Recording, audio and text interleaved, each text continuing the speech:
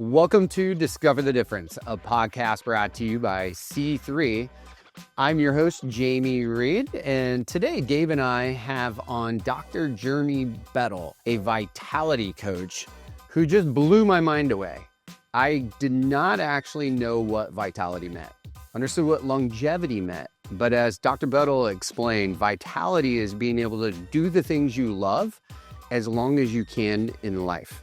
He's worked with professional rugby teams, soccer teams, pro hockey teams, and he has transformed the way they look at injury prevention. He combines a very scientific and technology-based approach to understanding your anatomy and what you specifically can do through your diet and training to create the longest and healthiest, happiest life possible. He brought so much new information that I've never heard before, incorporating neuroscience and a way of thinking about health that's just very, very unique. Enjoy this episode with Dr. Jeremy Bettle.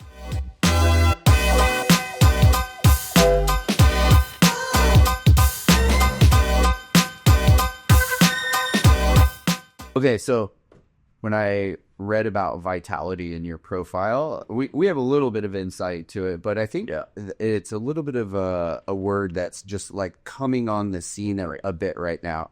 But before you came on the scene with vitality, like take us back when you kind of joked earlier that you got kicked out of Britain, but like when you were a kid, were you heavily in sports? Is that what brought you through that path, or how did that kind of come to fruition? Yeah, so exactly that.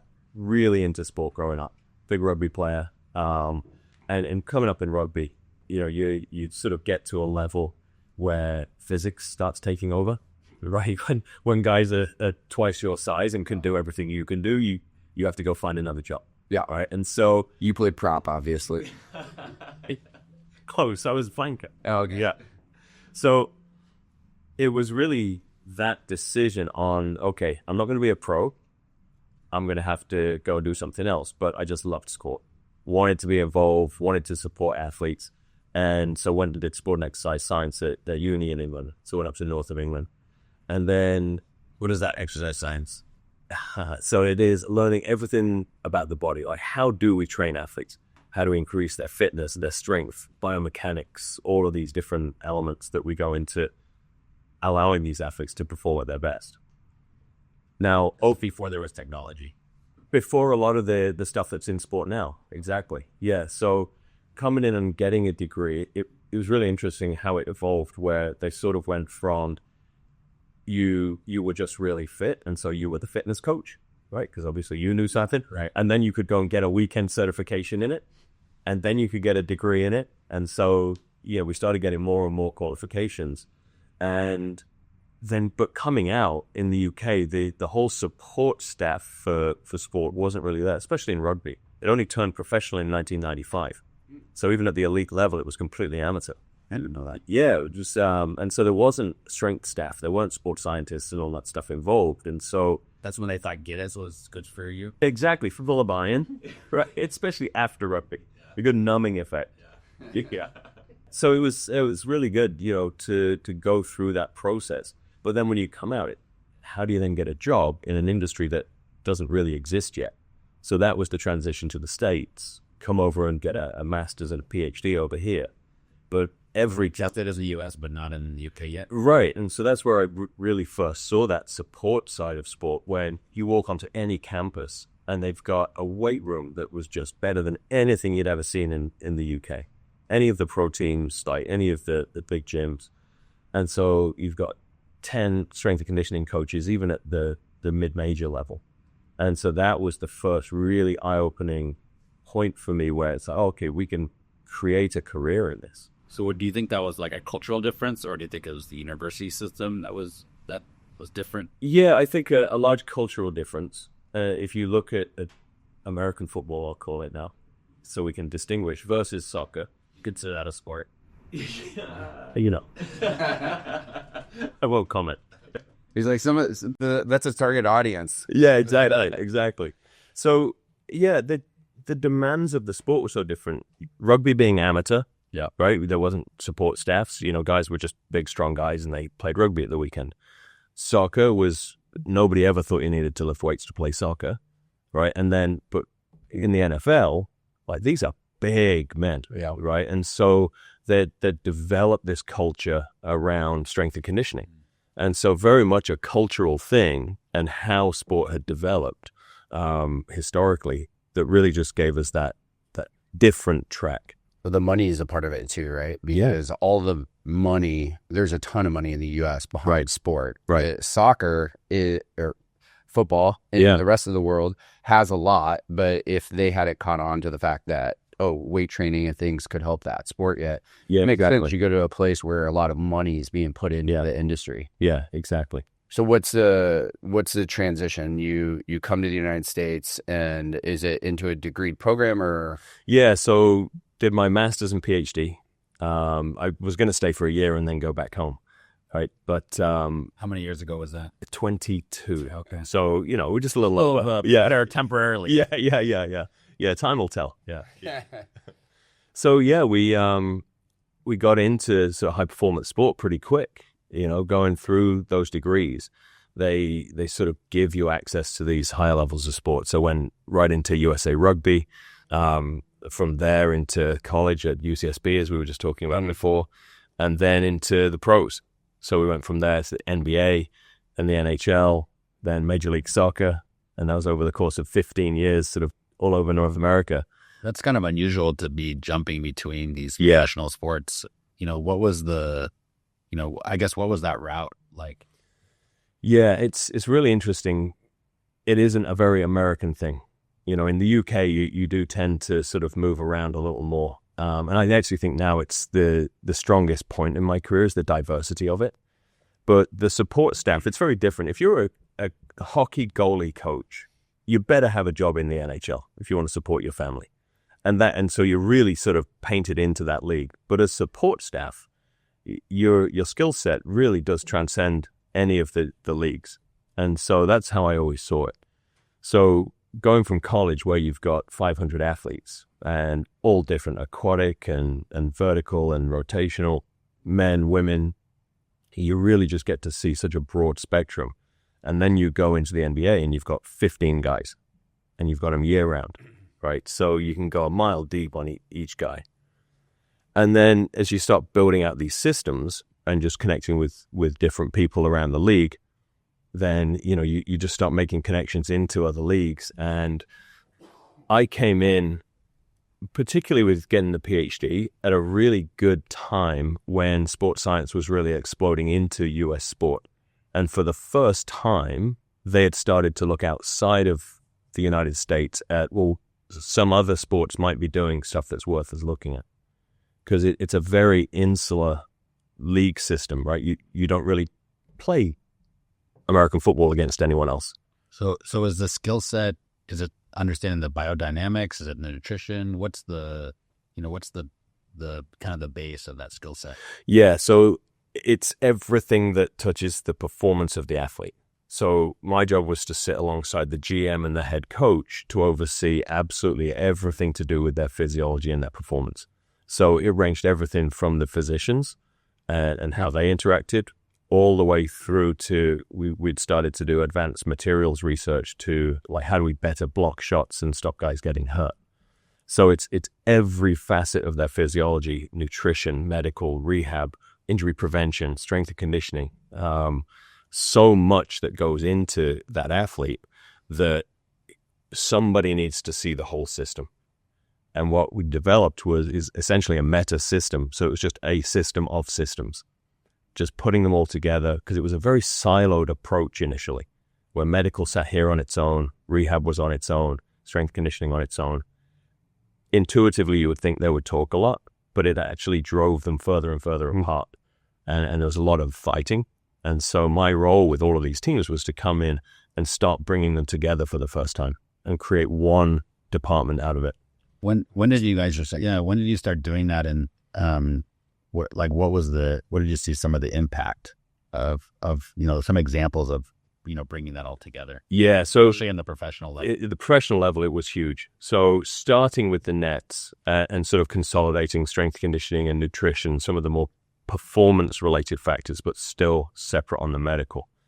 And then when I got hired by the Maple Leafs, it was really to reimagine their approach. They're a 100-year-old organization. So how do we completely reimagine our approach to human performance and athlete care? So that was the first time really making one department.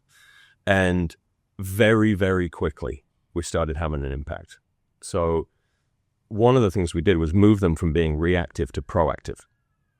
So typically in sport, you wait until a guy gets hurt, and then we put him through either a surgery or a big rehab, whatever it takes to fix him.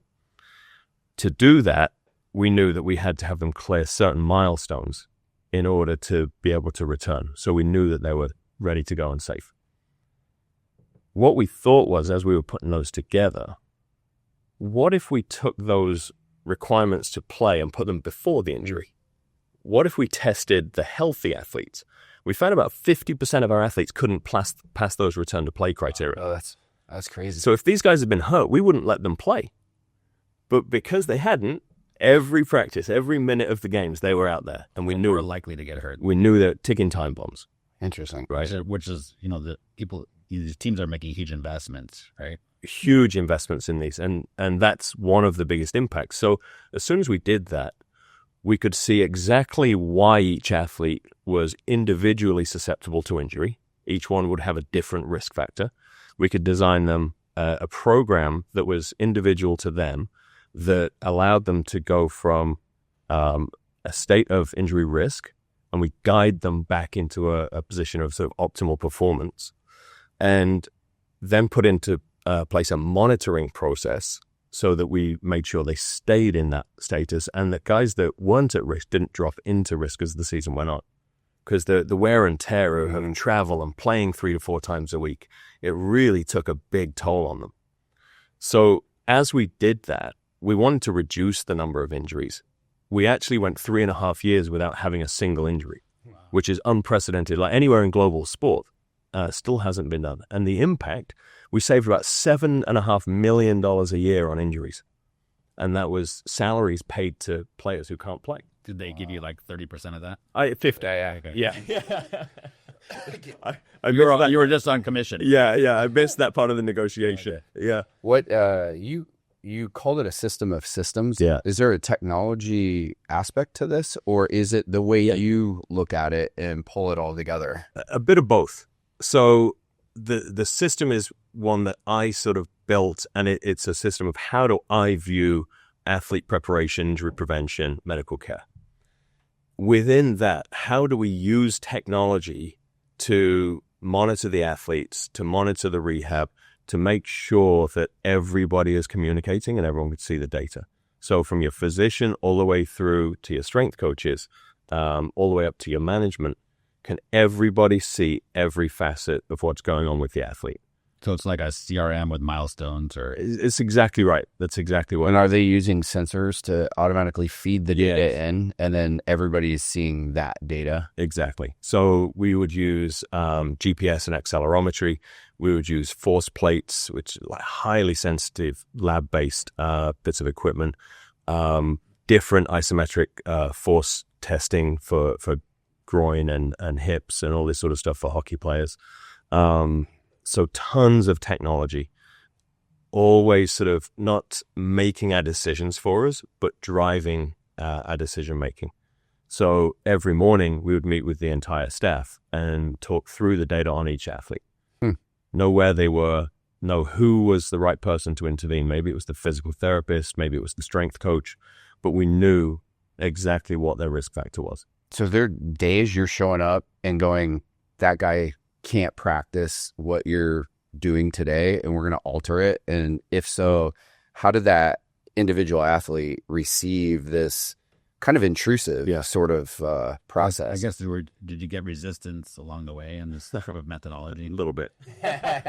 Yeah, absolutely. You're talking about pretty headstrong people, right? Well, and or the best successful performers, right? Yeah. They're all good at this. The Right. coach is really good. The manager's done this before. The players are used to a routine, and they're elite players. They're like, who's this guy coming in and telling me how to? Yeah, and so how I viewed the role ultimately is as a change management process, where you've got to come in and how do we guide this process and these elite performers into a position where they actually want to change how they're doing things.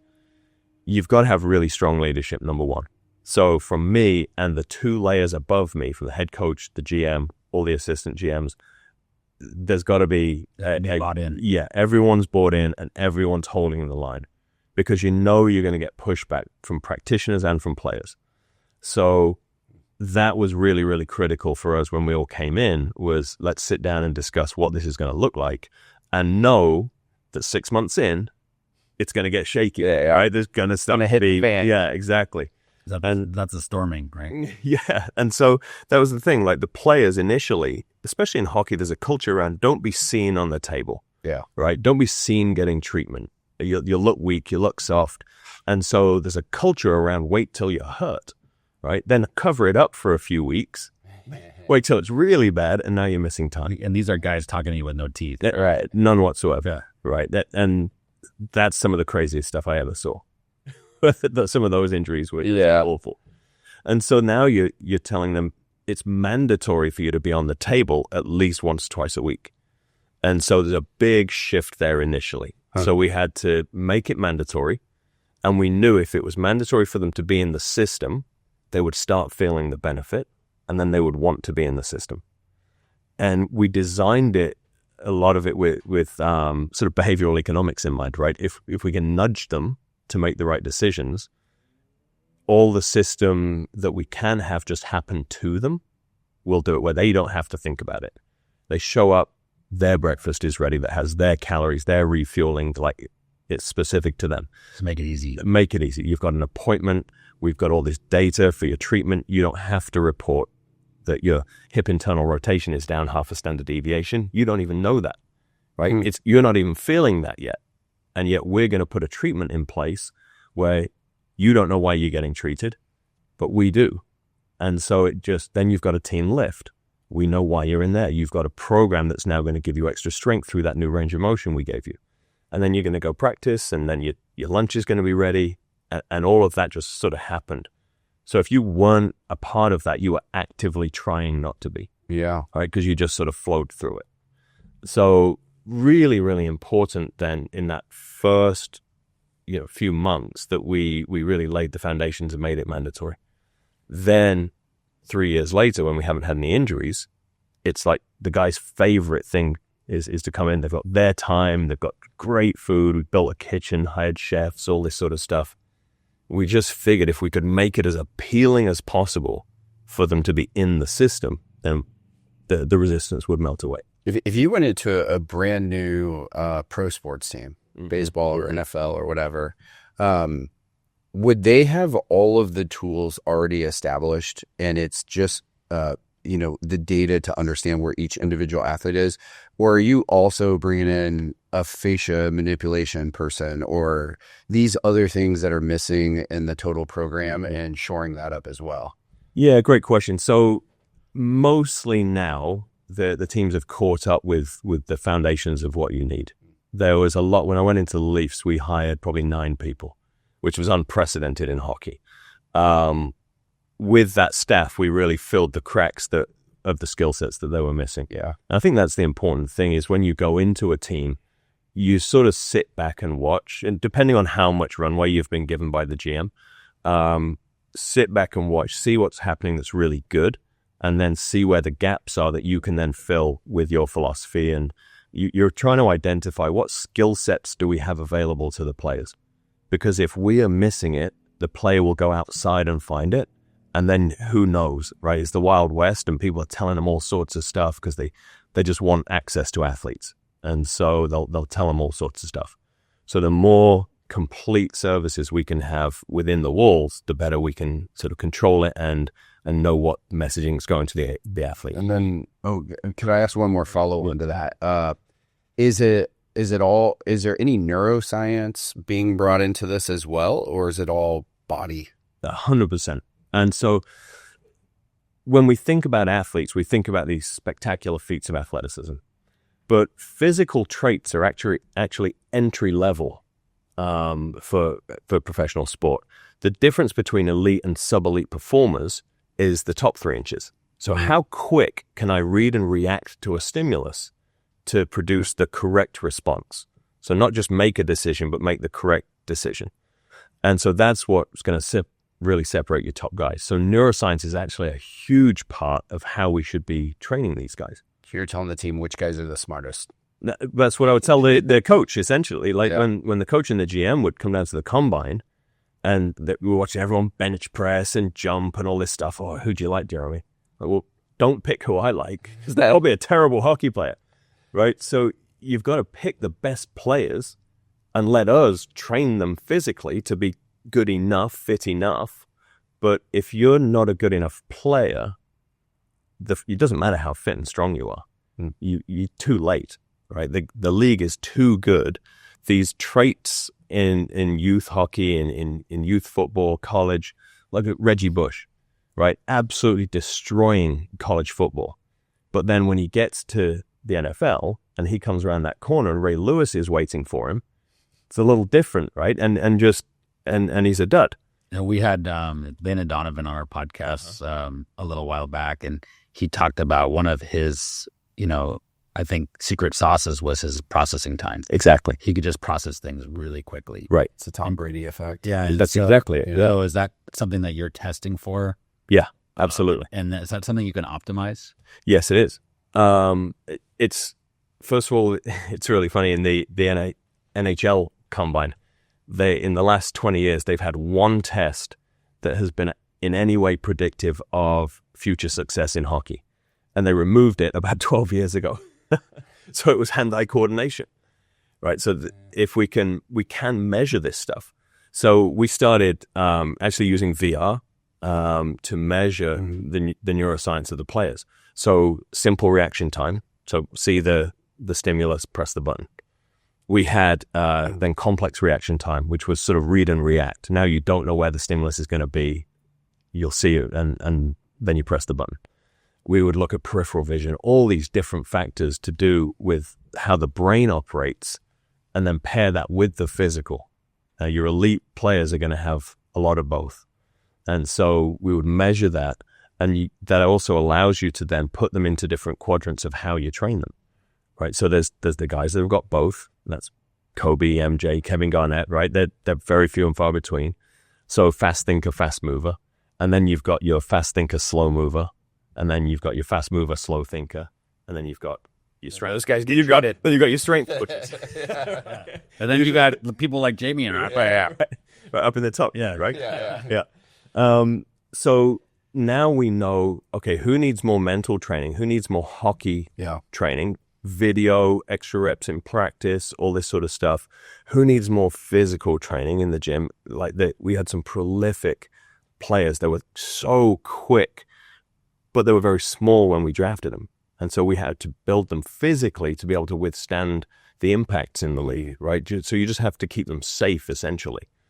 But elite players. Are you taking it to a level of are they doing any SPECT imaging or EEG, MEG, anything like that on the brain to understand it at that level? Yes. That's starting to come in now. So we actually do that as a part of our screening now. But it's a tough area in sport. There's so much around concussion, both from the athlete perspective. If we measure this stuff, maybe they won't let me play. So there's a lot of stuff being sort of withheld from the club. I mean, that's what the NFL is doing now, right? They have started to move that direction, protocol. But it was very, very challenging. A lot of the concussion protocols are actually sort of verbal or computer-based. Oh, really? They're not actually direct measurements. And so that's where we're trying to go, because you can't cheat them. Yeah, a lot of probably a liability issue too related. Well, you can see it on the field. Huge. So that's the club's side of it, right? So we really measure this, and then we're going to have to be liable to it. Yeah, exactly. Well, they're going to have. I mean, litigation will probably drive that behavior. You could see on the field doing a field test, right? Mm-hmm. But I would think if somebody were like Tua or something like that, I would think if you're hitting multiple, there should be some trigger at least where they're you have to be scanned and cleared. Yeah. Through a physical device at some point. I really feel for these guys, like a guy like Tua, I just, like, my heart breaks for him because, like, what else is he going to do, right? He's got this career, he wants to play, he wants to be successful. Somebody needs to tell him to stop. Yeah, his whole because identity. they get, these concussions get worse and worse and worse the more you have them. Your path to serious neurological conditions down the line, neurodegeneration, is very, very rapid. So how we are measuring and rehabbing the brain, which we can actually do, but then also part of that is stop hitting yourself in the head, right? You've got to stop. Prevent it. Exactly. You've some point got to realize that we're getting past a critical point where you're doing more damage than we can actually sort of rehab now. How do you so bridge this for us? Because I see on Mia's cheat sheet here, all ages, all people, all things, right? So bridge it for us as business guys, and I'll set it up. This is what we were talking about before we started recording. Yeah. I'm 48. Your grandfather died of Alzheimer's. Yeah. I don't have the DNA, the genetic DNA. Yeah, before.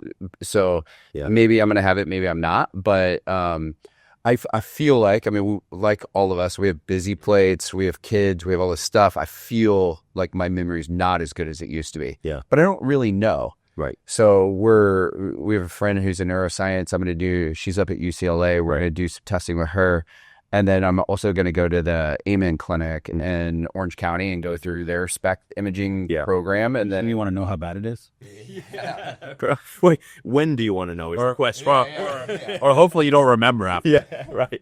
But you want that baseline, right? Yeah. Because like for, say, business owners, like, they have a lot on the plate. I don't actually know, is my brain performing worse because of age or something? Or is it just overloaded and there's too much to remember all the things? Yeah. So can you kind of transition us from pro sports to anybody? What does vitality mean today and in the future for somebody who wants to lean into this space? Yeah, and this is why we chose vitality and not just longevity, right? And it came directly from pro sport. Our job in pro sport, your job as a pro athlete, is to feel amazing every day and perform at your absolute best. In sport, we sleep, eat, and train for a specific purpose, which is to perform at our absolute peak. Now, we bring this over to your business owners, your executives, your CEOs, high-stakes decision makers. What's the difference? Right? We just talked about athletes, right? That this is what separates elite from sub-elite. It's no different in your leaders.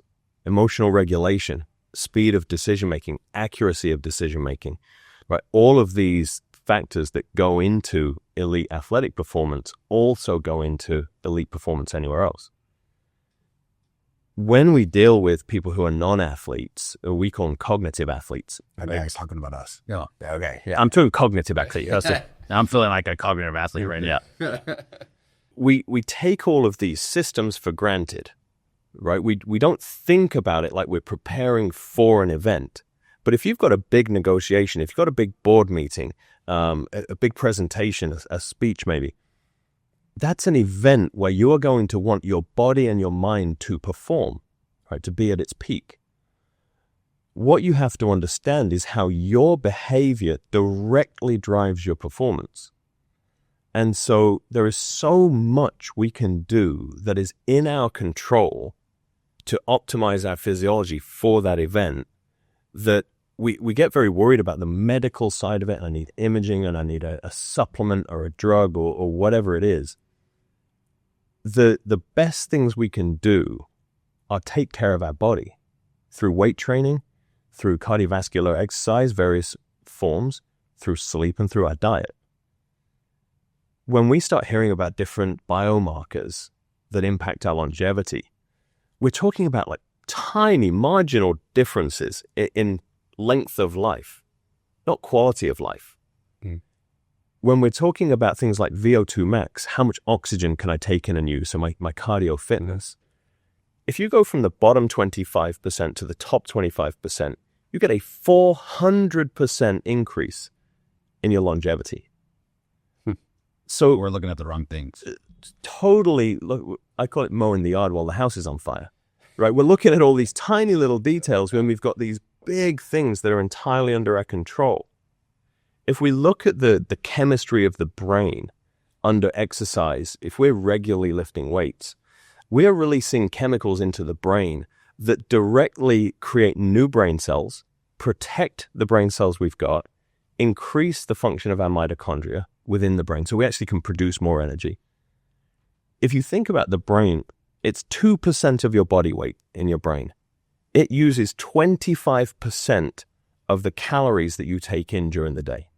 I didn't know that. So massive, it's a crazy massive amount of energy used. Think a lot more, we can eat more. Exactly.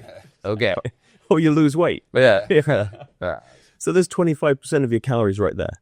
Your muscular system is 30 to 40% of your body weight, also uses 25% in comparison. Right? That's a crazy comparison. So if we think about how our brain needs to perform, it's constantly drawing energy. It has energy systems just like the muscles do. And so we can dictate how it performs by how are we refueling it? How are we allowing it to rest and recover? So all these days of, I'm not going to sleep, I'm just going to eat whatever or not eat, right? We think you grab a Starbucks on the way in and you've got a board meeting at 2 p.m. and you still haven't eaten. How can your brain We don't ever do that. No, not talking about you guys. It Never happened. No. But this is the thing, like how can we expect to perform under those conditions? So this is the translation. This is how it moves from pro sport into the world or into the office, into the world of people who are not competing in athletics, but do have high stakes decisions to make. If let's take alcohol. If we drink alcohol, moderate amounts, 2 to 3 drinks before we go to bed. That's moderate? That's Well, maybe in the UK. Yeah, it's very moderate. Right. So we can get a 70% reduction in growth hormone release. So again, we hear growth hormone, we think the body. In the mind, growth hormone in the brain is directly involved in replenishing the energy stores in your brain, clearing out waste products, helping the mitochondria be resistant to oxidative stress so they can continue to produce energy.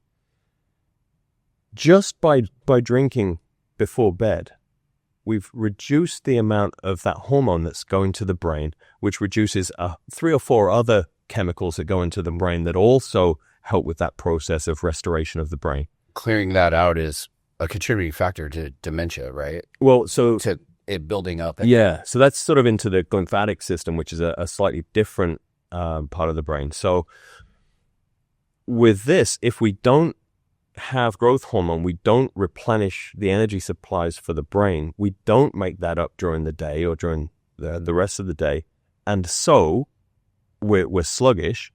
We get massive spikes in cortisol to try and, because the brain is just craving energy. So now you're craving worse foods because you're just trying to throw quick release energy in. You don't sleep well because you got cortisol. And so the next night, you've heard this tired but wired, right? And so that's where that cycle sets up. So because you're having to sustain high cortisol during the day, where it should come up and then down, now we're not sleeping the next night, right? So that keeps going. So we can see how that impacts the brain long term. Now, as far as the lymphatic system goes, what happens is the brain actually shrinks during the night. And that allows the cerebral fluid to wash through those folds in your brain and actually wash out some of those amyloid plaques. But those are there because they're a sign of stress in the neurons. So your brain cells under an energy deficiency, so when there's an energy crisis in the brain that could be from a blood flow issue. So what's happening in your heart is happening in your brain.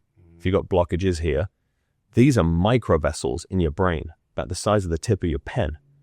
So versus your heart blood vessels, which are bigger. So if this has a little bit of plaque, this is blocked. So whole areas of your brain are now not getting blood supply. So no oxygen, no nutrients. Like what did you start seeing that happen most frequently? So when we look at the coronary calcium score, things like that, right? When we start we've started to research dementia, Alzheimer's, and things like that. And we've been looking at these amyloid plaques for years. About $1 billion has gone into solving that problem. We've gone in and removed amyloid plaque and seen no improvement in dementia whatsoever, no improvement in symptoms. So we know that they are a byproduct of the energy crisis. So if we lose blood flow, if we are chronically underfueling the brain, a chronic lack of sleep, all of these things are linked to neurodegeneration. And so that's where we're seeing this, both with metabolic health and insulin resistance. It is a huge cause of energy crisis in the brain. So that's sort of that first canary in the coal mine. Then we start seeing the arteries and the veins and capillaries all getting blocked. So that's where we're starting to see that if we're depriving the brain of energy, that's where the problems are starting, versus are they starting with the amyloid plaques? So what's the, what can have the biggest impact to, I guess, reverse that, or somebody that's kind of in this cycle of stress and, gets the eating and the exercise, and, what do you see or what have you seen that's effective to help? So it's interesting. We've got this way of minimizing these things. We call them the basics. So that's why people always want to skip over them and get to the other stuff. What they are is the foundational elements that are the biggest bang for your buck you can possibly have in your health, both your brain health, heart health, metabolic health. Number one is sleep. We always start people on a sleep program.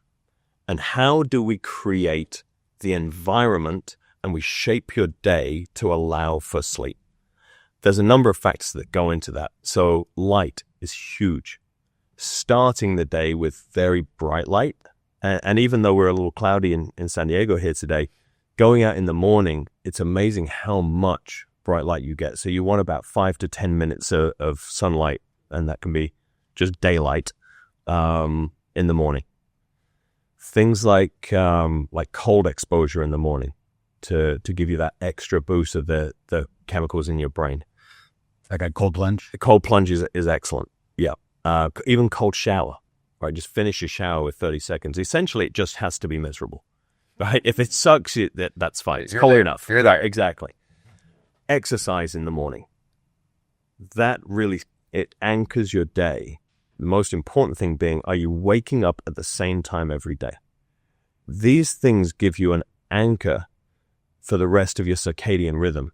So that your sleep sort of shapes how your energy levels and how all your body systems function during the day.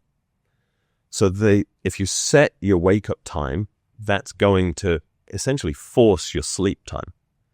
So then you're trying to create that sleep opportunity.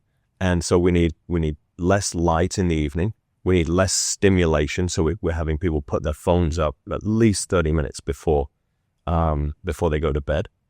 We're having people stop drinking at least 3 hours before bed. No caffeine 6 hours before bed.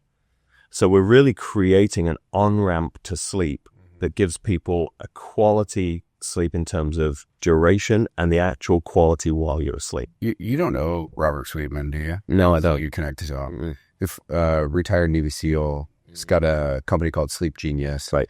Nonprofit that he focuses primarily on special force guys to try to help them through the transition and whatnot. Yeah. But we should connect you to the question I wanted to ask about alcohol. You talked about some of the effects. What I notice, through the ring is 2 beers or less, I don't really see an impact. But if I hit number 3, then usually my resting heart rate is around 58 at night. It'll jump to like 64. If I went and had like 10, it'd probably go up in the 70s and not drop. Yeah. And then I noticed the HRV gets out of whack and starts redlining. Yeah. So what's happening with our bodies that, or what's not happening to recover when the heart rate doesn't come down or the HRV's off because of that? Yeah. So we can go really deep into the sleep science here. So I'll try and keep it. He's like, I'm going to keep it at a dummy level for you too. So different things happen during the different sleep stages, right? And so deep sleep tends to happen earlier in the night, and then REM sleep tends to happen later in the night. The deep sleep phases are deeply restorative to the brain and to the body. And this is where we get big growth hormone releases and other chemicals. It's where we process memory. It's where we protect and replenish our neurons and really consolidate memories for the day. Is there a certain amount of time you want for that, or is it a percentage? Or yeah, so they're going to be about sort of 30 minutes. So you'll go through your 3 sleep stages in, and that's sort of light, deep, and REM loosely.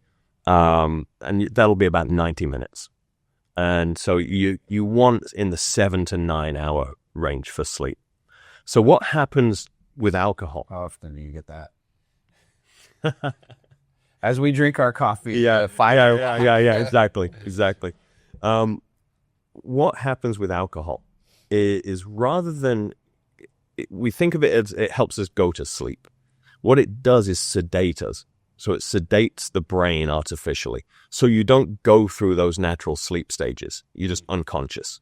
And it suppresses all of these factors that actually stimulate the brain. So what we do, as soon as we're drinking, and this is even at the 2 beer level, through that period in the night as the alcohol is still rising in our blood and we're sedated, we miss out on all of that deep sleep. So all of those factors that go to the brain, that all the stuff, the growth hormone that we talked about a moment ago, that doesn't happen. And we don't make that up later. We also don't get those early REM sleep stages, which is critical again for memory, for critical reasoning, problem solving. Your default mode network in your brain, which is sort of your subconscious, where it loosens connections and it actually like tests new bits of information against old and helps you solve problems. It does try and make those up later in the night. But what happens after that, after you've got through the sedation period and the alcohol starts to wear off, now all of those factors that stimulate your brain that have been suppressed suddenly go crazy. So now you start waking up. Your brain is super active and you're actually sort of waking up really shallow, really fragmented sleep. You might start getting a headache. You might start needing to go to the bathroom. All of these things that fragment that sleep and then don't allow you to make up for the REM sleep. is that why we should switch to weed? Whole different conversation. Yeah. That's one of the reasons. Yeah. So yeah, these are just throughout the night. And then the next day, we wonder why sort of memory and all these things are impacted, and general energy levels, processing speed, reaction time. They've found that if you're chronically sleep deprived, and that looks like which a third of adults in America have declared themselves as chronically sleep deprived, you are clinically drunk.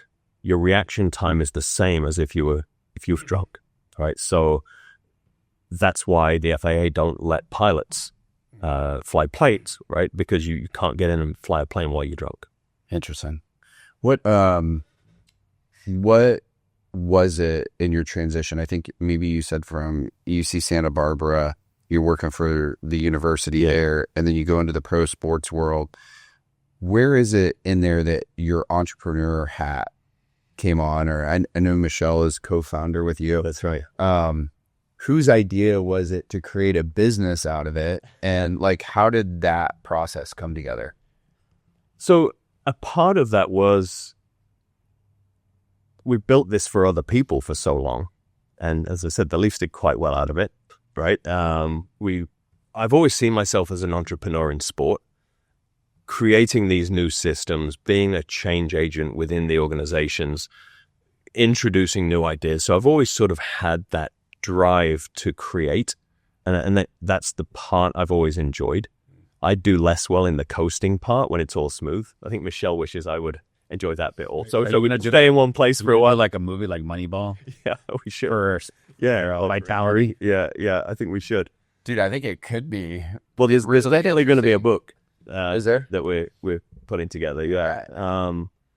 And so there was always that drive, and then, like I said, we just kept building this for other people, and other people kept benefiting from it, and then coming out of sport and into the real world, we just saw how bad healthcare was. How like people they just take this for granted so much, and just think of all of these declines. You see all these graphs where muscle mass is going to decline and cancer is going to go up. And we just think that that's what should happen. But living in a world where we actively prevented this stuff for 20 years and then coming out and just watching people just completely oblivious to it, is think, wow, we could have such a big impact if we put those same systems in around regular people. And with the people we're working with now, it is spectacular. Can you talk about some of the things that you've seen? Oh, That absolutely. you worked with, like Yes. this transformation? Yeah. So if we're looking at the rehab process, for example, rehab in the real world, like outside of sport, basically has it stopped hurting yet? Yeah. Right? Whatever it was that made it hurt initially, maybe you hurt your back playing golf. Well, just don't play golf anymore. Your back stopped hurting, and so people's world is just shrinking and shrinking and shrinking. And this is how we get into the chronic disease states. We become less and less active.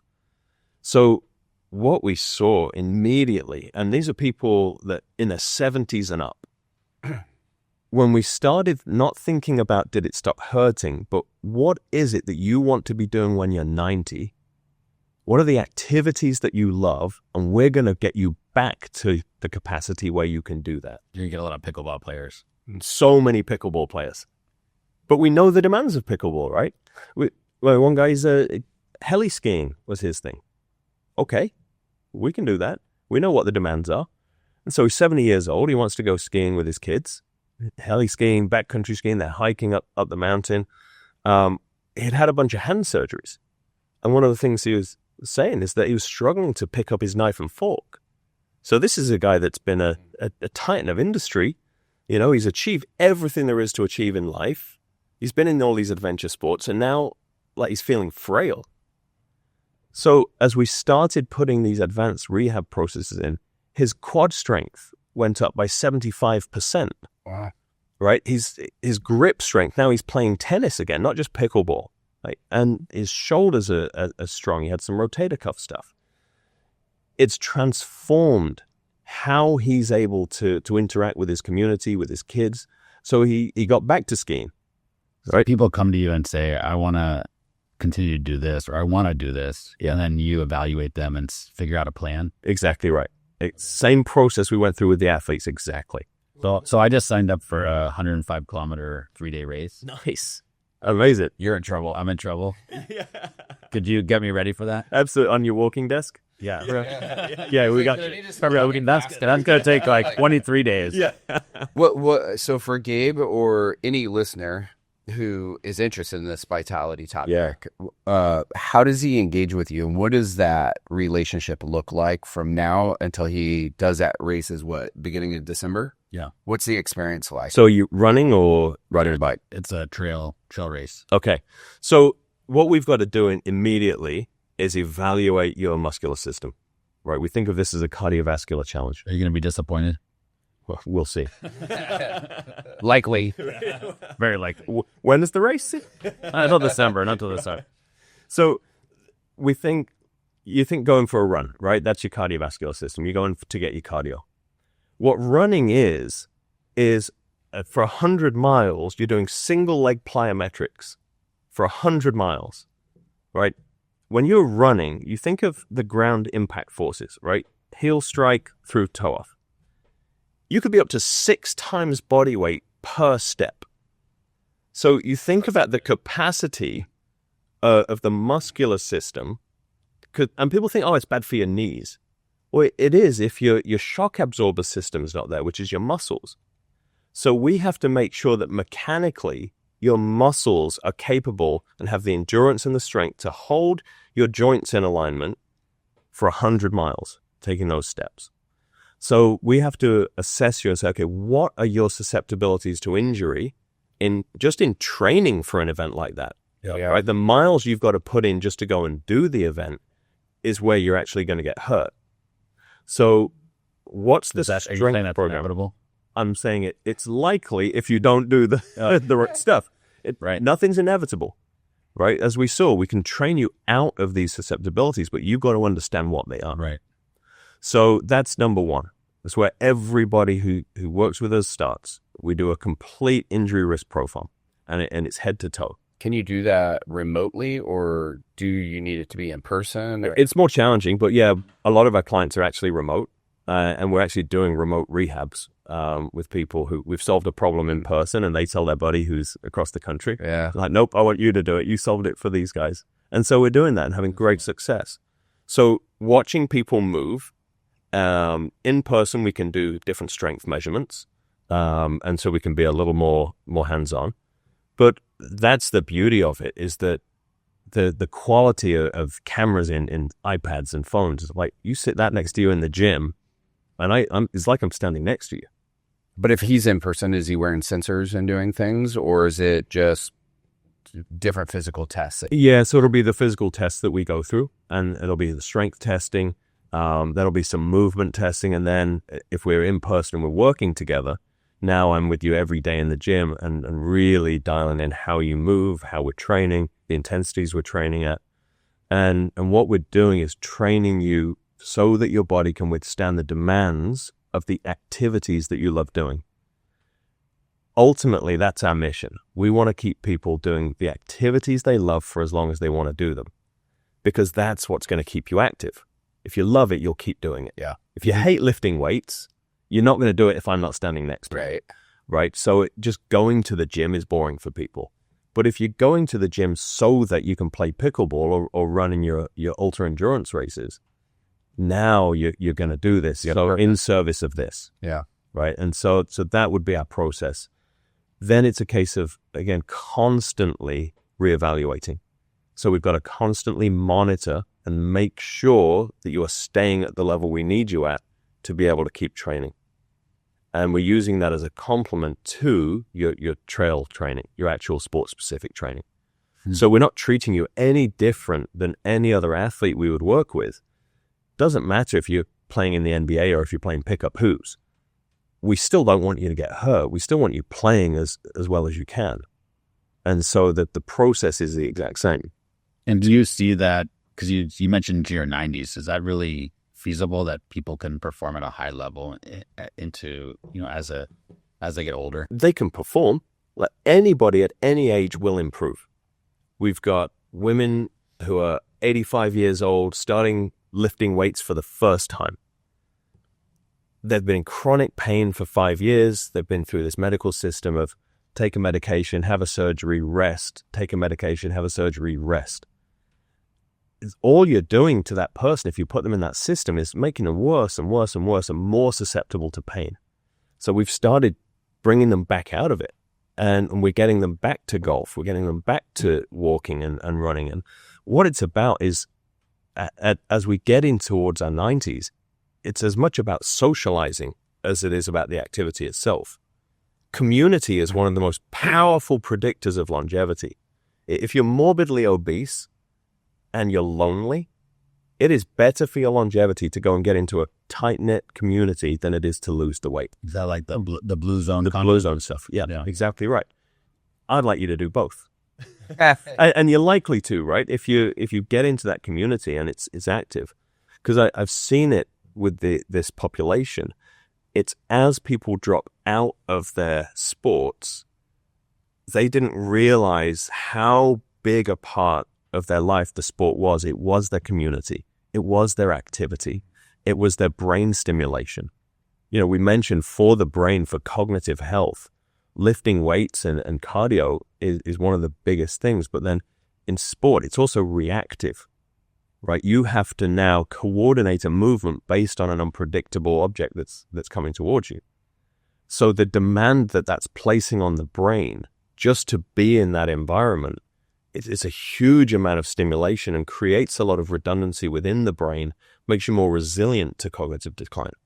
So if you've got more cells and you've got more connections to different parts of the brain, it can withstand a bit of the decline that we will naturally get with age. It's interesting. It sounds like, over this 22-year career, there's been a lot of, changes and revolutionary aspects. Obviously, there's the basics that you talked about. Right. What are you kind of seeing for the future where technology or, obviously AI is a buzzword, but what do you see as like the change on how to support vitality, going forward? So there's a few things that I'm super excited about, but the thing I must emphasize is that people will always have to move. That's the thing that we cannot lose. We saw it in sport a lot. As technology started coming in, we started innovating away from those foundational elements, and injuries went through the roof. Like, we got all these people, all this technology, all this data, and injuries went up by 60% in the NBA. Because we started training them away from load. We started, like, essentially resting and resting and resting. Like, at some point, what are you recovering from? Right? You can't recover anymore. You're not doing anything. Right? And then you wonder why they can't perform or they get hurt in the playoffs. When you double their minutes and you increase the intensity of the play. It's like the Michael Jordan he'd show up, 2 hours before practice, and he'd be there 2 hours after. Or exactly, one of my favorite stories, my favorite athlete I've ever worked with, Kevin Garnett. I asked him one time, what was the most important thing you did for your career? He was 20 years into his NBA career at this point. He said, didn't pause for a second. He said, lifting weights. I was like, wow, really? I was expecting something like way fancier than that, right? But lifting weights. He said, one time I was maybe 2 years in, 3 years in, and we just played the Bulls, Pippen, Jordan, all those guys. And I came off the court into our locker room and had a great game. And you had to go through the weight room and into our locker room. He said, I walk in, their team is in our weight room. You got Jordan and Pippen over here. They're lifting. You've got Rodman on the treadmill. And he is going. And he goes over to Rodman. He's like, what are you doing? You guys on a road trip? You guys are away from home? Like, why are you working out? We just played. And he said he didn't miss a beat. He's running on his treadmill. He's like, we got to stay ready, young fella. It's like, we're playing in July. Right. So their mindset was longevity in playing. And so that was transformational for him. Right. And I think that's what we've got to focus on, is how do we build from these elements of movement. We call it a strength-based longevity program. So we are building from the base of strength, cardiovascular fitness, nutrition, sleep, these big elements, and then mental, emotional, spiritual well-being. All of these components that go into you as a whole person. Now the bits that I'm interested in.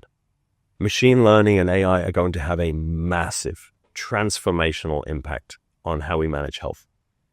The connectedness between all of these elements, the ability to see disease in its earliest stages, and I don't mean like once it's developed in the body, but maybe it's your gait, which is something we're looking at, your gait shortened by an inch.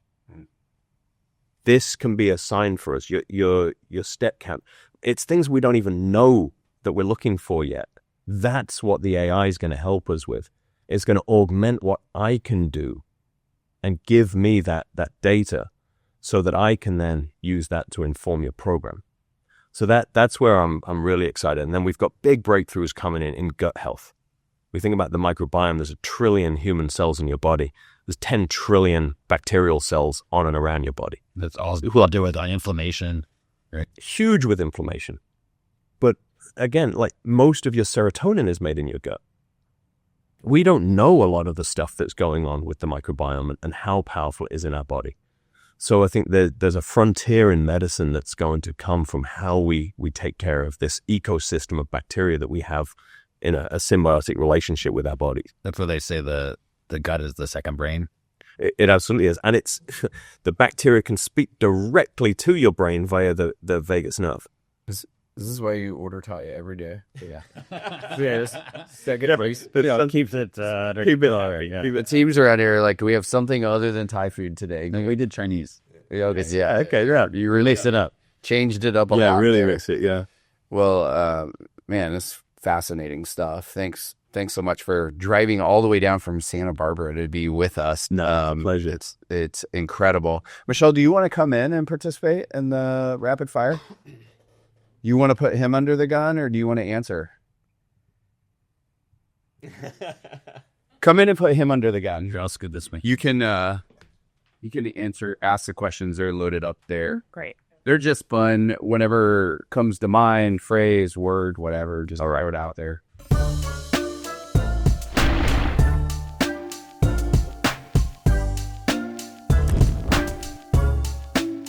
Is there a spotlight that's going to come on now? Yeah.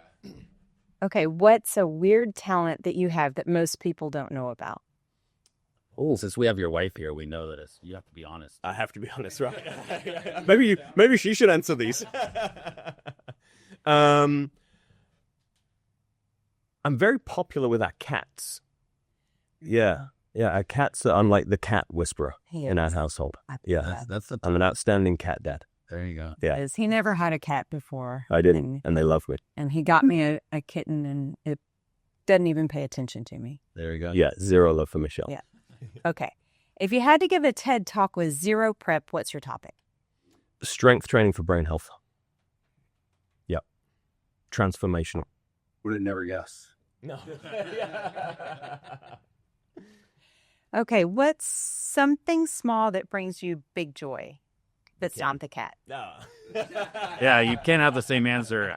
My plants. I love gardening. Yeah, he marvels at them. Yeah, I do. There's a lot about I'm glad we got a validator here too. Yes. Making sure that you're keeping on. Yeah, I am. I'm trying to be dead honest with it. What's So the best thing you can grow? I'm good with succulents. I'm trying my hand on Monstera plants now. My monster plants I'm very proud of. I like that. Yeah. Yeah, they're Yeah. pretty good. It's being in awe is amazing for your longevity. So just looking at these things and being like, how the hell did this happen? Yeah, it's Is that incredible. part of your community of plants? Yes, it absolutely is. Yeah, basically no one else will speak to me. So What's something that instantly makes you feel like a kid again? dancing. Yeah. Is he the answer? Yeah, he's a really good. And what kind of dancing is it? It's like a Ecstatic dance. freestyle sort of. Maybe you'll just try out for minute choir rather than go. I think maybe I should. Yeah. Maybe I should. And this is a recent evolution. You know, I think you go through, I've done a lot of work over the last almost decade on all my own internal stuff. And as you go through your profession and you start taking yourself very seriously and sort of paint yourself into a box. And then I've spent the last several years sort of unpainting myself from that box and getting back to fun and being a kid again. That's that whole vitality sort of thing. That's part of the, growing young again. Yes, exactly. Exactly. Yeah. It's mechanisms to de-stress, right? Yeah, absolutely. Yeah. Yeah, exactly right.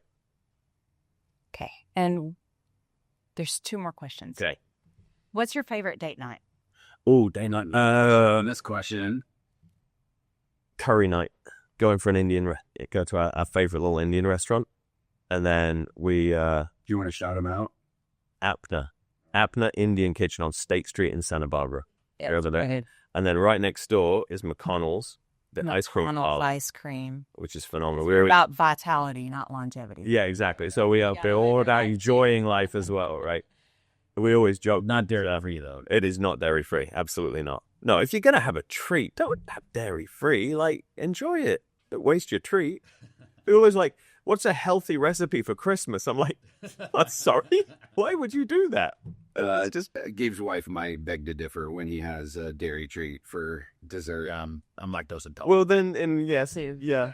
Yeah, I'm never but I still do it anyway. I too like to live dangerously. This is why we quit sharing hotel rooms for your travel. Yeah. Like, I don't know how you do it. Yeah, that seems fair. Yeah. Live your life. Yeah, exactly. You do you, man. Well, and the last question, that ruins the last question. What is the favorite dish that your wife makes? Oh, favorite dish. Well, it's actually been making a killer quiche recently. Yeah, really good quiche. What type of quiche? I actually don't cook that much, so I don't know. I'm actually the chef in our house, but Michelle makes a really good pork chops too. Excellent pork chops. Those aren't easy things to cook. No, absolutely not. These are like... That actually wasn't on here. I was just seeing if you were going to throw me under the bus. If you were going to confess to everybody, I don't actually cook. She complains about my cookies. So that sounds like a limiting belief. No? Exactly. See? Yeah. See? Thank you. We've talked about Louis C.B. Hey, what do you tee up the first of the two? No, we'll have you do mine. This one's going to be mine. Us Damien start on that one. So this is discover the difference, and Right. one of the parts is kind of looking back.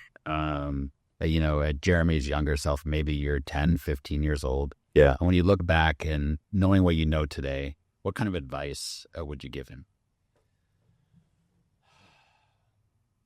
So I think a ton about, this is a lot of the work that we've been doing is that's when your nervous system is developing, right? Your sense of safety, your sense of self.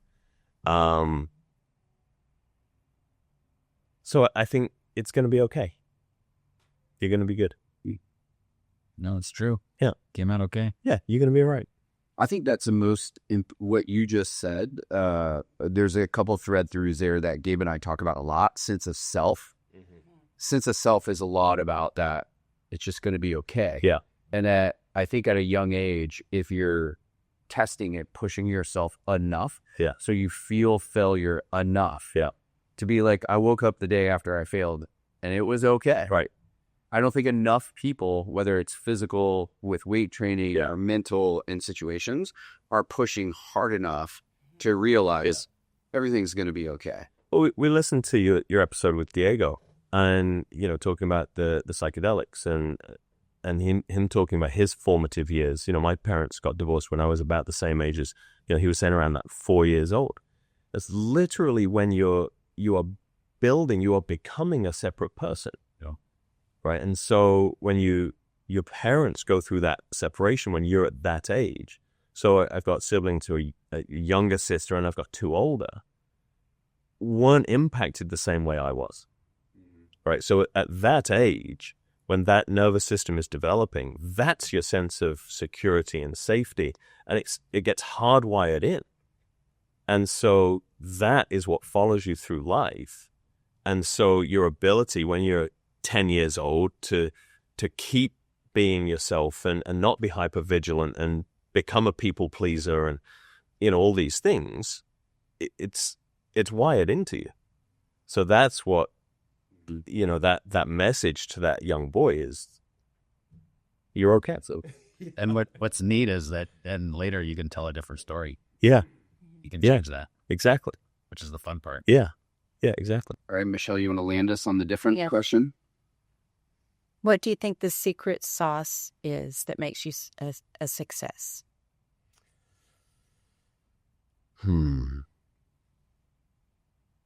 I think I can just see different stuff. So growing up, again, undiagnosed dyslexia, dyscalculia, ADHD, my brain just works differently. So I see bigger pictures and see connections that other people can't see. And then also I'm nice to people. That's pretty kind. Yeah, kindness. That's a good quality. Yeah. It was interesting. Sometimes it's those challenges, or some people call them opportunities. That, that was, you were able to use that into something that's helped you. Yeah, because you have to figure out a way to do it, right? Like I had to pass the same tests everyone else had to pass. So how I did that, it gave me solutions and really creative ways to see things and do things and study and learn. And a lot of people that that struggle from dyslexia or dysmorphia, they don't feel smart. Absolutely. And that is something that I've struggled with. And then they realize later that it has nothing to do with them being smart. Well, like something I could not learn my times tables, right? Couldn't do it. We had tapes that we would play in the car, a woman singing them and all this stuff, like trying to get me to learn them. Could not learn them, right?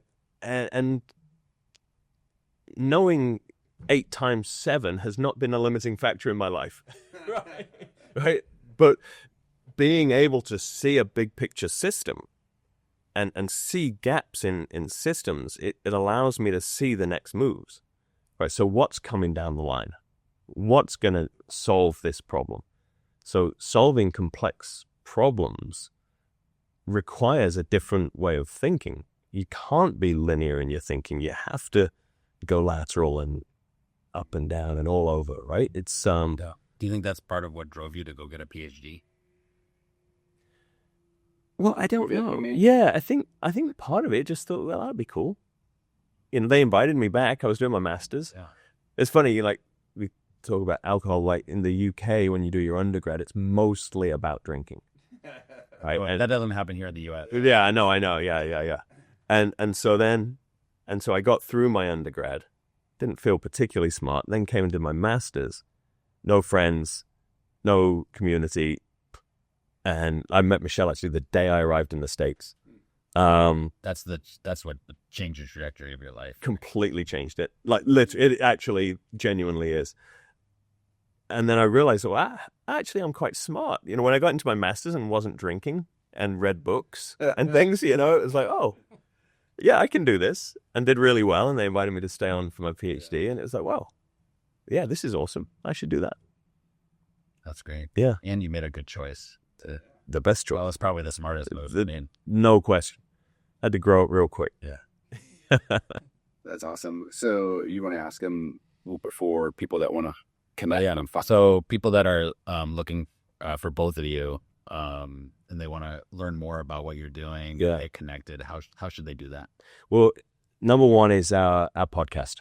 So we have the Vitality Collective podcast, where we are trying to take some of these advanced concepts from pro sport and explain them to people in really simple ways, give them actionable steps that they can do right away. Knowing that we can't work with everyone, we want to give away as much of the information as we can. So that's number one. I do speaking, you know, as much as I can on this topic. So small groups, big groups, executives. Find you. So our website is www.vitality-collective.com. And we're also on all the socials. So LinkedIn is Vitality Collective. Instagram is Vitality Collective Montecito. So we're pretty active on there. Great. All right. Yeah.